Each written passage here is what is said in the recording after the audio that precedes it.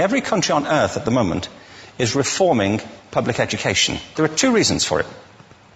The first of them is economic. People are trying to work out, how do we educate our children to take their place in the economies of the 21st century? How do we do that, given that we can't anticipate what the economy will look like at the end of next week, as the recent turmoil is demonstrating?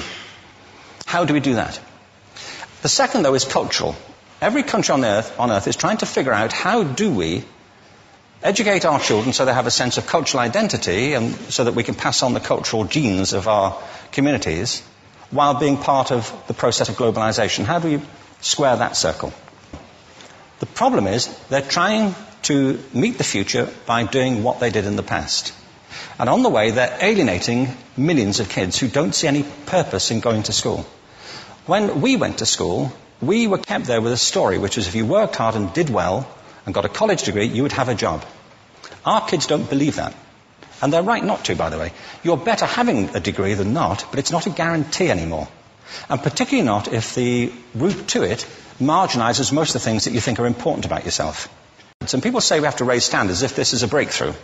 You know, like, really, yes, we should. Why would you lower them? You know, I mean, I haven't come across an argument that persuades me of lowering them. But raising them, of course we should raise them. The problem is that the current system of education was designed and conceived and structured for a different age. It was conceived in the intellectual culture of the Enlightenment and in the economic circumstances of the Industrial Revolution. Before the middle of the 19th century, there were no systems of public education. Not really. I mean, you could get educated by Jesuits, you know, if you had the money. But public education, paid for from taxation, compulsory to everybody and free at the point of delivery, that was a revolutionary idea. And many people objected to it. They said it's not possible for many street kids, working class children, to benefit from public education. They're incapable of learning to read and write, and why are we spending time on this? So there's also built into it a whole series of assumptions about social structure and capacity. It was driven by an economic imperative of the time, but running right through it was an intellectual model of the mind, which was essentially the Enlightenment view of intelligence.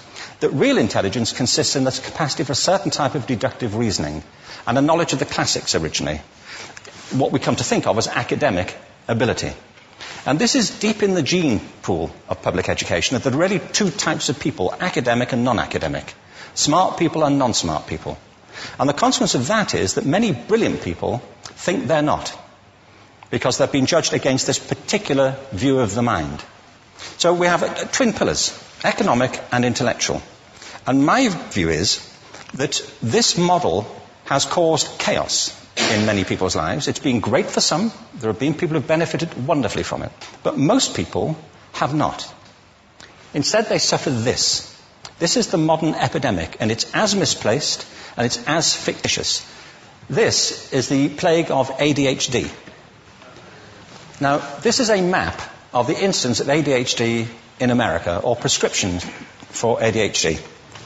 Don't mistake me here. I don't mean to say there is no such thing as attention deficit disorder. I'm not qualified to say if there is such a thing. I know that a great majority of psychologists and paediatricians think there is such a thing. But it's still a matter of debate. What I do know for a fact is it's not an epidemic. These kids are being medicated as routinely as we had our tonsils taken out.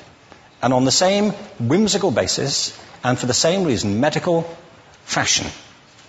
Our children are living in the most intensely stimulating period in the history of the earth.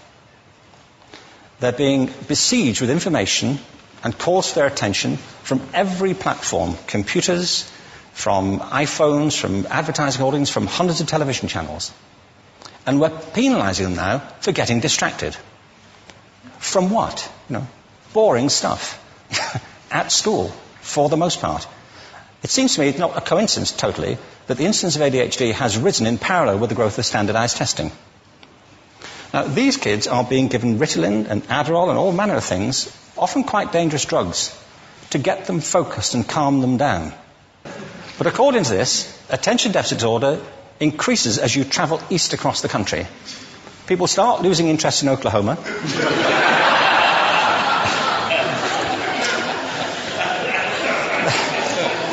They can hardly think straight in Arkansas.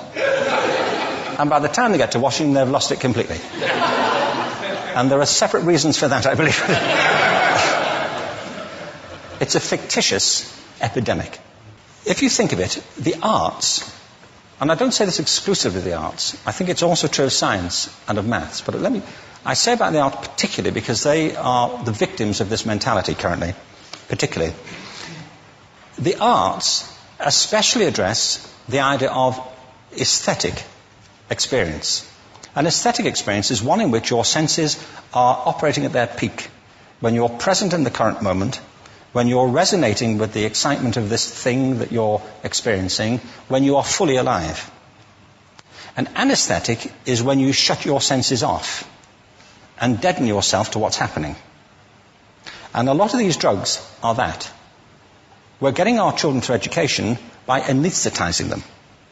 And I think we should be doing the exact opposite. We shouldn't be putting them asleep. We should be waking them up to what they have inside of themselves. But the model we have is this. I believe we have a system of education that is modeled on the interests of industrialism and in the image of it. I'll give you a couple of examples. Schools are still pretty much organized on factory lines, ringing bells, separate facilities, specialized into separate subjects. We still educate children by batches. We put them through the system by age group. Why do we do that? Why is there this assumption that the most important thing kids have in common is how old they are? It's like the most important thing about them is their date of manufacture. You know what I mean? Well, I know kids who are much better than other kids at the same age in different disciplines, or at different times of the day, or better in smaller groups than in large groups, or sometimes they want to be on their own. If you're interested in the model of learning, you don't start from this production line mentality. It's essentially about conformity, and increasingly it's about that as you look at the growth of standardized testing and standardized curricula. And it's about standardization. I believe we've got to go in the exact opposite direction. That's what I mean about changing the paradigm. There was a great study done recently of divergent thinking. Published a couple of years ago. Divergent thinking isn't the same thing as creativity. I define creativity as the process of having original ideas that have value. Divergent thinking isn't a synonym, but it's an essential capacity for creativity. It's the ability to see lots of possible answers to a question, lots of possible ways of interpreting a question, to think what Edward de Bono would probably call laterally, to think not just in linear or convergent ways, to see multiple answers, not one. So, there are tests for this. One kind of cod example would be, people might be asked to say, how many uses can you think of for a paperclip? One of those routine questions. Most people might come up with 10 or 15. People who are good at this might come up with 200. And they do that by saying, well, could the paperclip be 200 foot tall and be made out of foam rubber? Does it have to be a paperclip as we know it, Jim? Now, there are tests for this, and they gave them to 1,500 people. This is in a book called Breakpoint and Beyond. And on the protocol of the test, if you scored above a certain level, you'd be considered to be a genius at divergent thinking. Okay? So my question to you is, what percentage of the people tested, of the 1,500, scored at genius level for divergent thinking? Now, you need to know one more thing about them. These were kindergarten children. So what do you think? What percentage at genius level? 80. 80, okay. 98%. Now, the thing about this was it was a longitudinal study. So they retested the same children 5 years later, ages of 8 to 10. What do you think? 50? They retested them again 5 years later, ages 13 to 15. You can see a trend here, can't you? Now, this tells an interesting story, because you could have imagined it going the other way, couldn't you? You start off not being very good, but you get better as you get older. But this shows two things. One is we all have this capacity, and two, it mostly deteriorates. Now, a lot of things have happened to these kids as they've grown up. A lot. But one of the most important things that happened to them, I'm convinced, is that by now they've become educated. They've spent 10 years at school being told there's one answer, it's at the back. And don't look. And don't copy, because that's cheating. I mean, outside schools, that's called collaboration, but inside schools. Now, this isn't because teachers want it this way, it's just because it happens that way.